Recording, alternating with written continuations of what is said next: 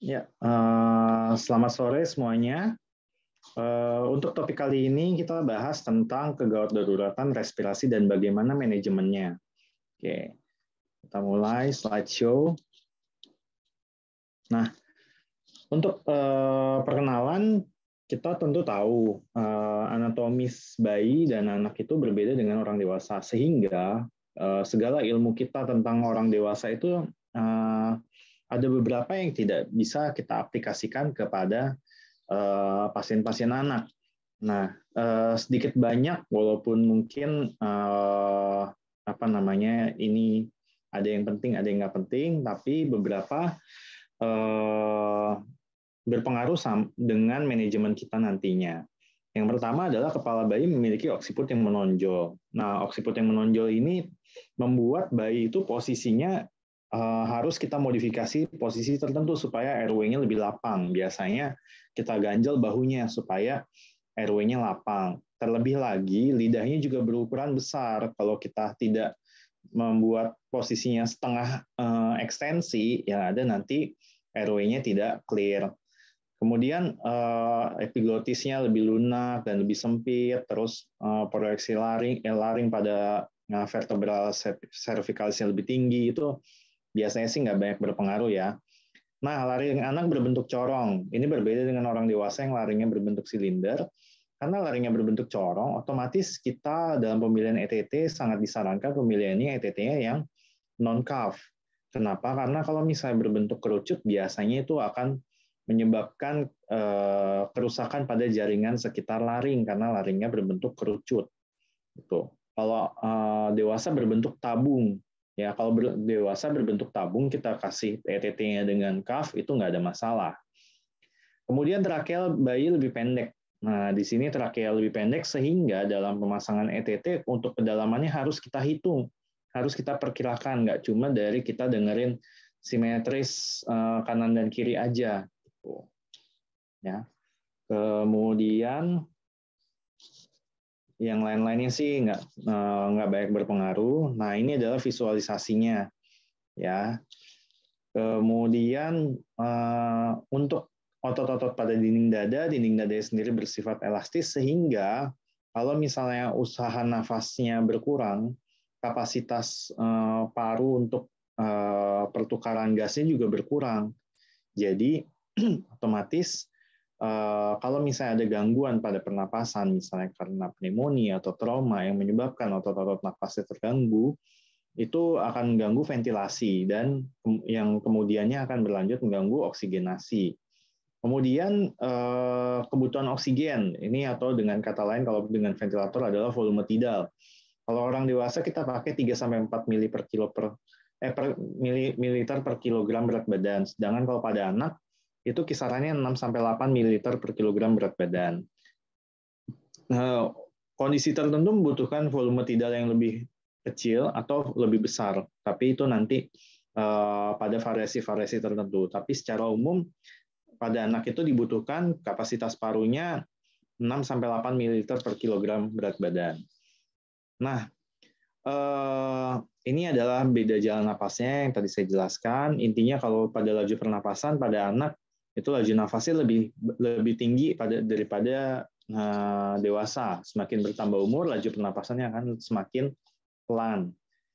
Kemudian otot bantu nafas. Otot bantu nafas itu harus dievaluasi kalau misalnya ada anak yang sesak. Nah, yang paling awal akan muncul peningkatan atau peran serta otot bantu nafas adalah pada cuping hidung. Kalau misalnya anak sesak, biasanya kalau sesaknya ringan, retraksi belum terlalu kelihatan. Yang akan kelihatan duluan adalah cuping hidung. Baru kalau misalnya sesaknya semakin berat, dia akan mulai kelihatan retraksi. Selain dari otot bantu nafas, kita harus lihat pola nafasnya. Nah, pola nafas ini seharusnya kalau anaknya sesak itu dia akan sifat pernapasannya pada pernapasan torakalis atau torakal, ya. Nah, tapi kalau misalnya dia ada pernapasan abdomen, jadi ketika inspirasi justru malah abdomennya yang ngangkat, itu namanya nafas paradoksikal atau pola nafasnya seesaw respiration, ya. Biasanya itu karena adanya kontraksi dari otot abdomen pada saat inspirasi yang menyebabkan abdomennya distensi. Kasusnya biasanya pada kasus yang obstruksi jalan nafas. Ya. Selain itu, head bobbing itu juga merupakan variasi pada penggunaan otot bantu nafas. Jadi ketika saking beratnya dia nafas, ketika dia inspirasi, kepala akan narik ke atas gitu, agar dia bisa seolah seperti bisa menghirup udara yang lebih banyak. Kemudian merintih itu terjadi karena penutupan glotis yang lebih awal, biasanya karena parunya itu mudah kolaps. Ini seringkali dijumpai pada pasien neonatus. Sedangkan stridor dan wheezing itu adalah tanda obstruksi nafas yang bisa didengar dari stetoskop. Ya. Kemudian manajemen jalan nafas dan terapi oksigen. Yang pertama manajemen jalan nafas dulu. Ini kita bahas yang baik yang non-invasif maupun yang invasif.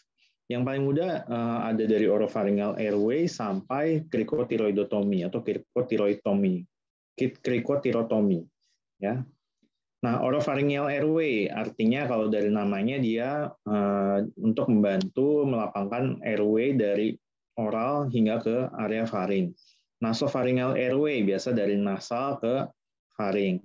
Yang paling sering dipakai adalah oropharyngeal airway. Dia digunakan pada pasien-pasien yang tidak sadar ataupun pada pasien-pasien yang terintubasi agar pipa ETT-nya tidak tergigit. Kemudian nasopharyngeal airway ini merupakan varian, dia lebih mudah untuk digunakan pada anak dan kontraindikasinya adalah pada pasien-pasien yang kita curiga ada fraktur basis krani atau fraktur maksila. Ini adalah cara mengukurnya. Kalau misalnya pakai oropharyngeal airway diukur dari mulut sampai ke angulus mandibula. Tapi kalau nasopharyngeal airway diukur dari ujung lubang hidung sampai ke tragus telinga. Ya. Kemudian alat untuk intubasi yaitu laryngoskop terdiri dari bilah lurus dan bilah lengkung. Nah, kalau bilah lurus itu gunanya adalah untuk mengangkat epiglotis, sedangkan bilah lengkung itu untuk menggeser epiglotis. Bedanya gimana mengangkat dan menggeser?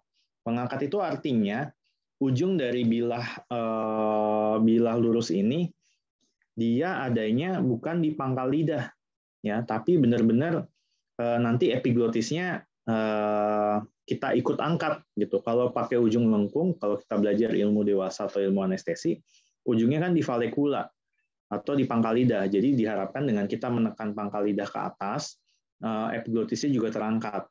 Nah, kalau misalnya pada bayi yang dimana epiglotisnya juga lunak, ya nggak bisa tuh kita cuma ngangkat valekulanya aja, epiglotisnya biasanya seringkali nggak terangkat. Jadi kita pakai yang lurus, kita ikut angkat juga epiglotisnya. Jadi kita ungkit epiglotisnya, jadi benar-benar yang kelihatan adalah cuma pita suaranya aja gitu. Kalau kita pakai bilah lengkung kan di pangkal lidah, yang akan tervisualisasi oleh kita kan adalah epiglotis dan pita suara. Kemudian pipa endotrakeal, ini ada kita harus menghitung ukuran ETT dan kedalamannya. Gitu. Kalau misalnya perhitungannya, ukuran ETT tanpa balon itu usia bagi 4 tambah 4 dan kedalamannya adalah usia bagi 2 tambah 12. Itu untuk orotrakeal. Tapi kalau untuk nasotrakeal, usia bagi 2 tambah 15. Kalau misalnya ETT dengan balon, biasanya ukurannya sama dengan ETT tanpa balon dikurangi setengah mili. Krikotiroidotomi ini jarang sekali dilakukan sebenarnya pada anak. Ini dilakukan pada anak kalau misalnya memang ada gangguan pada airway. Contohnya apa? Contohnya pada pasien yang stenosis subglotis atau edema laring berat yang tidak bisa resolve dengan terapi oksigen. Nah, biasanya ukurannya semakin besar nomornya itu diindikasikan untuk anak yang usianya semakin kecil. Kemudian ditusukkan di membran krikotiroidotomi dan disambungkan dengan oksigen 1 liter per menit, 1 sampai 5 liter per menit. Nah, untuk tata laksana sebenarnya bukan benar-benar untuk manajemen jalan nafas ya, tapi untuk memfasilitasi terapi oksigen ada namanya sungkup resusitasi. Nah, sungkup resusitasi ini harus meliputi area dagu, di dagu sini ya, bukan di submental ya, tapi di dagu dan mata ya. bukan mata, dan hidung. Tapi hidung itu nggak boleh kena mata ya. Kalau kena mata nanti jadinya refleks vagal. Gitu. Jadi ukurannya harus sesuai. Kemudian untuk terapi oksigennya ada balon resusitasi tipe yang mengembang sendiri, ada yang tidak mengembang sendiri. Nah, kalau yang self-inflating bag ini dirancang untuk memberikan VTP, artinya dia memberikan komponen tekanan inspirasi dan tekanan akhir ekspirasi. Ya, jadi untuk dia membantu saat inspirasi dan menjaga supaya saat ekspirasi tidak kolaps. Nah, kalau tergantung fraksi oksigen yang diberikan tergantung dari modifikasinya. Kalau kita tambahkan kantong di belakangnya, biasanya dia akan memberikan fraksi oksigen yang hampir 100%. Nah, ukurannya harus dicermati karena ukuran ini penting untuk anak. Kalau pada dewasa kan tinggal pakai yang besar. Kalau pada anak harus disesuaikan gitu. Ini ukurannya adalah berapa milinya untuk untuk mencakup volume tidal tertentu. Misalnya anak 10 kilo. Anak 10 kilo kita mau pakai ambu bag ya. Kita pilihnya tentu nggak mungkin yang 1.600 karena anak 10 kilo misalnya kita mau pakai volume tidal paling besarnya kan tadi 6 sampai 8 mili per kilo, berarti 80 mili ya. Berarti kita pakai yang 240 mili. Nah, kelemahannya adalah kita nggak tahu kalau yang kita pencet itu kira-kira untuk volume tidal seberapa. Jadi kita kira-kira aja kalau kita mau kasih volume tidal 80 mili untuk yang dengan balon 240 mili, ya kita pencet, kita tekan kira-kira sepertiganya gitu. Nah, kemudian kalau misalnya balon resusitasi yang tipe tidak mengembang sendiri, sama juga ukurannya, hanya saja tipe ini dia tidak bisa memberikan PIP, dia hanya bisa memberikan PEP gitu. Nah, ini seringkali dipakai untuk untuk anestesi, namanya alatnya biasanya Jackson Rees gitu. Nah, kemudian manajemen jalan nafas lainnya adalah pipatorakotomi. Ini biasanya lanjutan tindakan setelah kita lakukan krikotiroidotomi. Ya, kemudian ada laryngeal mask airway, biasanya kita gunakan ketika ada pasien-pasien yang terindikasi untuk sulit intubasi. Digunakannya juga untuk sementara dan hanya untuk prosedur pembiusan. Nah, terus manajemen jalan nafas. Manajemen jalan nafas ini kalau sebelum kita pakai alat kita bisa lakukan triple airway maneuver, ada head tilt, chin lift, dan jaw thrust. Yang awal kita gunakan ada head tilt dan chin lift. Jadi seperti ini, tangan satunya di dahi, tangan satunya di area submental. Ya, kalau misalnya ada kecurigaan trauma servikal, kita lakukan manuvernya jaw thrust. Ya, kemudian baru setelah dianggap jalan nafasnya aman, tidak ada sumbatan baik benda asing ataupun benda cair ataupun benda padat, kita bisa berikan balon resusitasi ya untuk memberikan ventilasi tekanan positif. Kemudian kalau memang terindikasi sesuai dengan indikasi ini kita bisa lakukan intubasi endotrakeal. Dan kalau misalnya anaknya terdapat trauma pada area mulut dan faring atau mungkin dia giginya mengatuk kuat atau mungkin ada sumbatan pada area orofaring, ya tindakan yang paling cepat yang bisa kita lakukan adalah krikotirotomi, ya ditusuk di membran krikotiroid. Nah, hanya saja untuk tindakan krikotirotomi ini ada batasan usia macam-macam, ya. Kalau misalnya baca di literatur, referensinya banyak. Nah, di sini rentangnya ada yang paling kecil cuma boleh di usia 5 tahun, ada yang lebih strict lagi, cuma boleh dilakukan kalau anaknya 12 tahun ke atas. Nah, kemudian terapi oksigen. Terapi oksigen dia intinya memberikan flow atau fraksi oksigen, ya, diindikasikan pada pasien-pasien yang mengalami kekurangan oksigen. Di sini ada istilah yang harus kita tahu, hipoksia adalah artinya rendahnya kadar oksigen di jaringan, sedangkan hipoksemia adalah rendahnya kadar oksigen di darah. Kalau kita mendeteksi dengan AGD kita dapatkan PO2 yang rendah, itu artinya hipoksemia. Tapi kalau misalnya kita ukur saturasi oksigen di jaringan dan ternyata misalnya rendah, dan juga kalau kita cek kadar laktatnya meningkat, itu artinya hipoksia, ya. Nah, imbasnya bisa jadi disfungsi organ hingga kematian. Nah, di sini adalah kalau misalnya ada saturasi oksigen, berapa persen, itu menunjukkan seberapa banyak kadar deoksihemoglobinnya. Gitu. Kalau misalnya deoksihemoglobinnya berbanding dengan kadar hemoglobinnya itu 50%, tentu kita akan mendapatkan saturasi 50%. Gitu. Ya. Kemudian kita lanjut aja. Di sini oksigen bisa diangkut dalam darah dalam bentuk terlarut ataupun terikat dengan hemoglobin. Dan terdapat beberapa faktor yang mempengaruhi pengikatan oksigen, baik dari paru diikat ke eritrosit ataupun dari eritrosit dilepas ke jaringan. Nah, di sini ada beberapa faktor yang berpengaruh, misalnya pH, suhu, tuh, ya. Jadi kalau misalnya ada pasien yang hipoksia, tentu kita harus perbaiki pH-nya, kita harus atasi masalah hiperpireksianya, gitu, supaya kadar oksigenasi bagus. Baik asidosis ataupun alkalosis, dua-duanya sama-sama tidak baik. Ya. Kemudian gejala klinisnya biasa kalau kita khas, bisa ditemukan ada sianosis. Tapi kalau nggak khas, ya kita nggak bisa ketemu apa-apa. Terus tentu ada peningkatan otot bantu nafas, baik dari nafas cuping hidung, granting, dan kadang-kadang kalau misalnya sudah gagal nafas, anaknya bisa letargis. Gitu. Kemudian biasanya kita kasih terapi oksigen pada pasien-pasien yang mengalami hipoksemia, baik kita deteksi dengan secara pulse oximetry ataupun secara AGD. Dan juga kita kasih terapi oksigen tidak hanya pada orang-orang yang masalah respirasi, tapi kita kasih juga ke orang-orang yang punya masalah atau anak-anak yang punya masalah neurologis ataupun hemodinamik, ya. Hemodinamik untuk mengurangi metabolic demand-nya agar kebutuhan oksigennya menurun. Neurologis diberikan terapi oksigen karena kita anggap otot-otot bantu nafasnya kurang adekuat. Nah, biasanya kalau untuk mengatasi hipoksemia, kita berikan oksigen dengan fraksinya yang tinggi.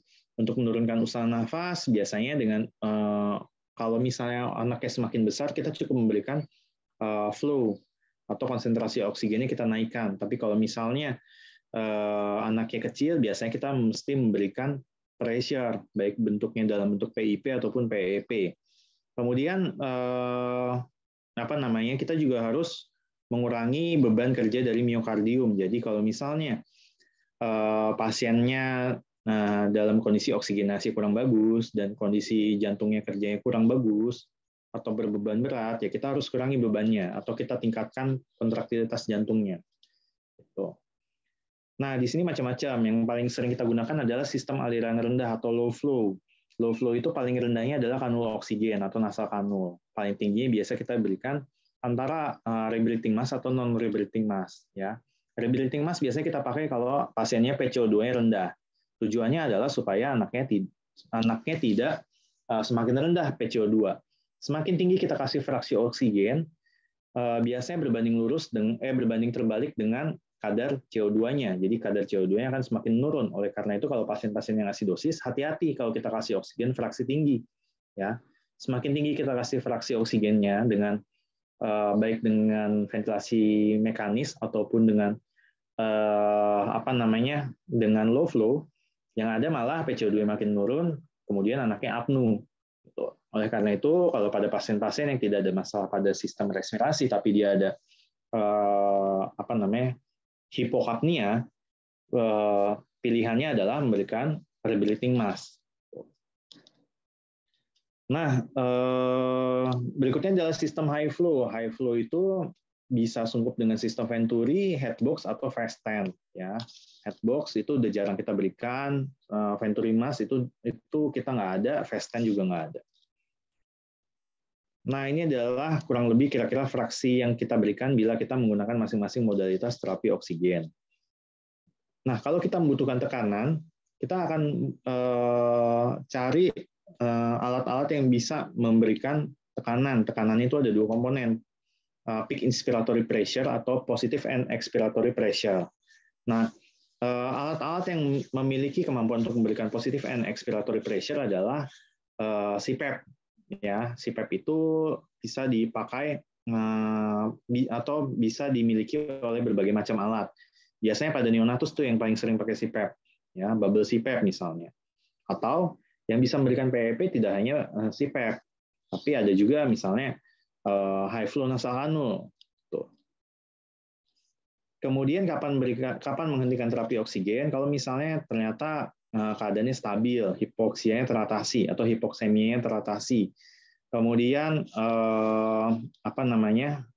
biasanya kita harus cek AGD dulu kalau misalnya sebelum terapi oksigen. Tapi kalau misalnya kondisinya emergensi, ya kita kasih terapi dulu nggak apa-apa. Nanti kita cek lagi AGD-nya. Gitu.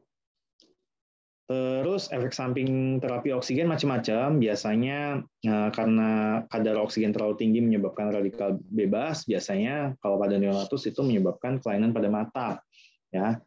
Atau kalau misalnya dia pasien dengan penyakit jantung bawaan berat, dia akan mengganggu keseimbangan aliran darah terutama di sistem pulmoner gitu. Ya, terus pada pasien-pasien yang imunokompromis itu juga bisa meningkatkan risiko toksisitas oksigen dan bisa merusak jaringan paru. Kemudian kontraindikasi sebenarnya nggak ada yang spesifik, hanya saja lebih kepada modalitas oksigen yang kita berikan kontraindikasinya. Misalnya kalau misalnya pasiennya dengan fraktur basis krani, ya kita tidak bisa memberikan oksigen yang tipenya masuk atau lewat nasal yang dalam. Kadang-kadang ada tuh yang pakai ETT tapi ujungnya nggak masuk ke glotis, tapi cuma di mulut glotisnya. Atau misalnya pasiennya trauma mandibula atau pasiennya trauma maksila mandibula, maksilofasial gitu. Kita nggak bisa intubasi. Ya, itu kontraindikasi untuk intubasi. Jadi pilihan oksigennya adalah entah dengan oksigen non-invasif atau kita lakukan tracheostomi. Gitu. Nah, terus kita masuk ke penyakit. Di sini penyakit saya nggak akan bahas semua, saya hanya akan bahas beberapa. Yang pertama adalah pediatric acute respiratory distress syndrome. Ya, biasa respiratory distress syndrome itu kita kenal pada neonatus. Tapi kalau pada neonatus itu kan respiratory distress syndrome-nya adalah hyaline membrane disease, sedangkan kalau pada anak itu adalah ARDS sebenarnya. Nah, kriterianya apa? Kita lihat pada tabel yang pertama. Kriteria nomor 1 adalah usia. Usianya yang dieksklusi adalah usia neonatus dan tentu saja usia dewasa yang dieksklusi. Kemudian karena judulnya adalah acute respiratory distress syndrome, otomatis timingnya juga akut, kurang dari 7 hari setelah insult, ya, atau setelah onset. Onsetnya kurang dari 7 hari gitu dari yang pertama kali muncul. Kemudian penyebabnya itu tidak bisa dijelaskan karena cardiac failure atau fluid overload. Jadi di sini yang namanya ARDS itu, kalau pengertian dulu kan ARDS itu kalau misalnya anaknya ada PJB itu nggak bisa kita bilang ARDS. Nah, kalau sekarang PJB pun bisa kita bilang ARDS asal penyebab itu bukan karena cardiac failure atau fluid overload. Kan boleh dong misalnya pasien PJB itu mengalami pneumonia kan boleh gitu. Ya. Kemudian kalau kita lakukan ronsen toraks kita dapatkan ada infiltrat baik sifatnya unilateral ataupun bilateral. Infiltratnya infiltrat baru ya. Jadi kalau misalnya sebelumnya sudah kita ronsen dan nggak ada infiltrat, kemudian ketika pasiennya sesak kita ronsen ternyata ada infiltrat baru, ya kemungkinan itu ARDS. Kemudian secara kuantitatifnya kita bisa tentukan dengan menghitung derajat hipoksemianya. Kalau misalnya pasiennya menggunakan ventilasi mekanik atau oksigen yang non-invasif lah, ya, kita ngitungnya dengan PF rasio atau SF rasio. Ya, kalau misalnya yang invasif kita hitung dengan PF rasio. Jadi PaO2 dibagi FiO2. Ya, FiO2-nya itu kan kalau yang normal fraksi oksigennya itu dalam persen. Misalnya kita kalau pakai nasal kanul 2 liter itu kan 21%. Nah, itu harus dikonvert dulu menjadi 0,21. Barulah PaO2-nya dibagi 0,21. Kalau kadar PF rasio di bawah 300 atau SF rasio di bawah 264, itu artinya sudah ada hipoksemia, ARDS, yang disebabkan oleh ARDS. Sedangkan kadang-kala pasien yang terpasang ventilasi mekanis bisa saja mengalami perburukan. Dan perburukannya itu juga bisa disebabkan karena ARDS juga. Nah, kalau pakai ventilasi mekanis yang kita hitung adalah oxygenation index atau oxygenation saturation index. Nah, untuk formula perhitungannya sebenarnya agak ribet kalau untuk OI dan OC ini. Tapi biasanya kita cukup ketik aja di Google nanti biasanya website-website itu ada yang memberikan jasa untuk menghitungkan OI atau OC. Yang bagus adalah kalau angkanya semakin rendah, itu artinya oksigenasinya semakin baik. Kemudian tabel kedua ini mengindikasikan kira-kira yang penting adalah yang di bawah ini. Pasien-pasien yang mengalami ARDS, kapan kita pikirkan untuk melanjutkan terapinya dengan terapi invasif. Misalnya anak umur 1 tahun kalau oksigennya sudah membutuhkan lebih dari 1 sampai 5 ya, misalnya oksigennya udah butuhnya lebih dari 4 liter per menit, ya kita harus siap-siap ada kemungkinan untuk intubasi gitu. Atau anak 10 tahun kalau kebutuhan oksigennya lebih dari 8 liter per menit, kita udah harus siap-siap jangan-jangan akan intubasi gitu. Ya, itu merupakan konsensus yang baru, konsensus yang lama dengan Berlin kriteria saya nggak akan bahas karena nanti akan bikin bingung aja. Intinya kalau pada PARDS kita kan bisa memberikan yang invasif ataupun non-invasif, dan itu harus diberikan seagresif mungkin. Nah, komponen oksigenasi dari masing-masing ventilasi mekanik itu utamanya di PEP. Jadi kadang-kadang kalau kita resusitasi nonatus itu kan belajar awalnya kita pasti setel PEP 5. Tapi kalau PARDS kita bisa kasih PEP-nya bahkan hingga 10 gitu kalau memang diperlukan. Kalau memang diperlukan dan ada buktinya ya. Jadi bukti-buktinya entah dengan foto ronsen atau dengan analisis gas darah gitu. Kemudian ini dia untuk support ventilasi. Nah, kemudian volume tidalnya. Tadi kan kalau anak itu kebutuhan oksigennya kurang lebih 6-8 ml per kilogram berat badan. Sedangkan kalau anak-anak dengan ARDS biasanya kita kasih volume tidalnya lebih rendah, biasanya 4-6 gitu. Ya, diutamakan yang 4 ml per kilogram berat badan supaya untuk mengurangi barotrauma. Gitu. Kemudian PEP-nya bahkan di sini rekomendasi bisa sampai 15 pada ARDS yang lebih berat. Terus utamanya gunakan ETT dengan cuff karena ETT dengan cuff untuk mengurangi kebocoran sehingga ventilasinya lebih efektif daripada ETT yang tanpa cuff. Walaupun juga ada risikonya ya. Ini ulang-ulang aja sih intinya. Oke, berikutnya asma. Di sini asma untuk diagnosis kita harus lihat ada komponen episodisitas atau periodisitas. Artinya anaknya selalu ada gejala dan ada periode bebas gejala. Itu harus pada asma. Kemudian variabilitas, biasanya dalam sehari itu bervariasi. Pada siang hari gejala yang nggak terlalu berat, pada malam hari gejalanya lebih berat. Reversibilitas, biasanya dia membaik dengan pemberian obat pereda. Misalnya di inhalasi gejalanya membaik. Atau mungkin hiperreaktivitas, artinya kita kenal ada pemicunya gitu yang bikin dia asma. Gejalanya apa sih yang dimaksud? Paling sering sih batuk-batuk kronik yang berulang. Batuk kronik berulang artinya batuk yang hilang timbul dalam kurun waktu 3 bulan. Artinya ada periode bebas gejala dan ada periode bergejala selama 3 bulan. Kemudian kalau misalnya udah lebih berat, kita bisa menemukan ada mengi. Kalau lebih berat lagi, kita bisa menemukan ada sesak atau gejala gagal napas. Ya. Kemudian biasanya kita kategorikan kalau anak dalam serangan asma, kita kategorikan kira-kira ini serangan ringan sedang atau serangan berat. Kategorinya dari kita ajak ngomong anaknya. Kalau anaknya bisa ngomong dalam bentuk kalimat, biasanya ringan sedang. Tapi kalau cuma satu kata, biasanya serangannya berat. Selain itu kita lihat lagi dari SpO2. Kalau SpO2 sampai turun di bawah 90% itu artinya serangan asma berat. Ya. Yang lain-lainnya sih kurang lebih mirip. Kalau sampai sudah silent chest, artinya nggak kedengeran ada suara nafas, itu artinya sudah ancaman gagal nafas.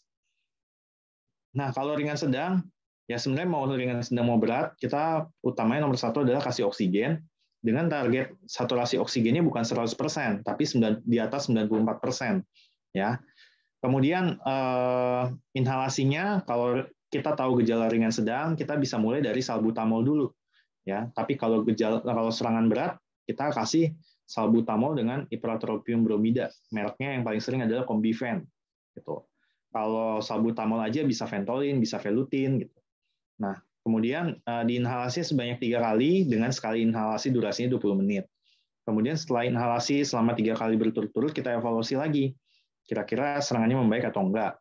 Kalau gejala serangan ringan sedang dan dia tidak membaik dengan pemberian inhalasi 3 kali berturut-turut, ada kemungkinan ya dia mengarah ke serangan berat. Yang harus dilakukan adalah nomor satu, kalau memang dia sangat berat, kita bisa berikan aminofilin, ya, atau mungkin MgSO4 bila diperlukan. Terus modalitas terapinya baik ringan sedang ataupun serangan berat adalah pemberian steroid. Steroidnya sifatnya sistemik, kalau ringan sedang biasanya dipilihnya steroid oral, kalau serangan berat biasanya steroid intravena. Bisa prednison atau metilprednisolon. Dosisnya yang umumnya mulai dari 2 mg per kilo per hari. Jadi kalau pada anak yang usianya lebih besar atau berat badannya lebih besar, kita bisa pakai 1 mg per kilo per hari. Ya. Nah, kemudian croup. Croup ini adalah penyakit infeksi pada saluran respirasi yang biasanya manifestasinya adalah obstruksi saluran nafas atas. Ya. Umumnya dia menyebabkan inflamasi sehingga terjadi penyempitan di saluran nafas atasnya, sehingga menimbulkan gejala. Gejalanya apa? Gejalanya berupa stridor paling sering, atau barking cough. Ya, itu adalah tanda-tanda dari croup. Terus tanda lainnya adalah gejala prodromal, bisa low grade fever atau coryza. Nah, pada pemeriksaan fisik biasanya sinkron, kita bisa temukan juga ada stridor atau kita bisa lihat observasi adanya barking cough. Bronki juga bisa ditemukan. Ya. Wheezing juga bisa, tapi wheezing itu biasanya wheezingnya nggak terlalu kencang, ya, lebih kencang stridornya. Kemudian kalau pada foto ronsen kita bisa menemukan ada steeple sign, dan biasanya kalau kita curiga pasiennya croup, kita nggak hanya foto AP aja, tapi kita foto lateralnya juga. Kadang-kadang steeple sign ini nggak kelihatan di AP, kelihatannya di lateral gitu. Steeple sign itu apa? Steeple sign itu adalah gambaran penyempitan. Ini kan pipa trakea nih, harusnya lowong dari atas ke bawah itu sama, tapi di sini ada penyempitan, itu namanya steeple sign. Ya. Tata laksananya kita buat anak yang nyaman. Sebenarnya baik asma, PARDS, pneumonia, nomor satu adalah kita buat anak yang nyaman. Kecuali kalau anaknya udah gagal nafas, ya. Kemudian oksigenasi. Terus kalau bisa sih kalau bisa sebenarnya dikasihkan udara yang terhumidifikasi, tapi walaupun belum terbukti efektif. Terus biasanya diberikan terapi kortikosteroid, tapi yang utamanya terapi pilihannya adalah inhalasi dengan adrenalin. Nah, harusnya adalah inhalasinya dengan adrenalin yang namanya racemic adrenalin atau racemic epinefrin. Ya, kalau dikasihnya racemic epinefrin, biasanya kita kasih satu pulse atau satu buah, terus kita inhalasi. Tapi kalau misalnya pakai epinefrin biasa, itu padanannya 2,5 mili racemic epinefrin sama dengan 5 mili epinefrin biasa. Gitu. Ya, kalau epinefrin biasa 5 mili, artinya dia butuh 5 ampul. Jadi kadang-kadang kalau saya sih mulainya dari 2 atau 3 ampul dulu, kalau nggak baik baru kita kasih yang 5 ampul. Kalau misalnya croup-nya udah berat sampai dia ada silent chest, yaitu harus dilakukan tracheostomy biasanya. Steroid yang dipilih adalah nomor satu Dexa atau prednison juga boleh. Ya. Ini adalah algoritmenya. Sebenarnya sih simple kalau untuk croup ini. Yang penting diinhalasi oksigen dan pemberian kortikosteroid.